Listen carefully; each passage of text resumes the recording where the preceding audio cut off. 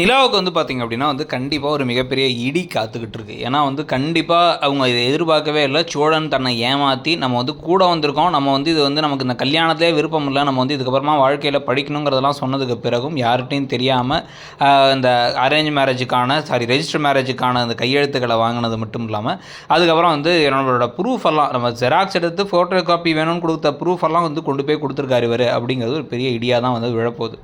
ஆனால் அதே சமயத்தில் ஒரு காலேஜ் அதுவும் வந்து ஒரு டிகிரி முடித்து அதுவும் சும்மா இல்லை கோல்டு மெடல் வாங்கின ஒரு பொண்ணுக்கு இந்த அளவுக்கு கூட வந்து பொம்மை கல்யாணம்லாம் இது கிடையாதுங்கிறத புரியலங்கிறத நினச்சா பாவம் இவ்வளோ அப்பாவியாக இருக்காங்கன்னு நினைக்கிறதா இல்லை இவ்வளோ லூஸாக இருக்காங்கன்னு நினைக்கிறதாங்கிறது தெரியலங்கிற மாதிரி தான் இன்னொரு பக்கம் போகுது.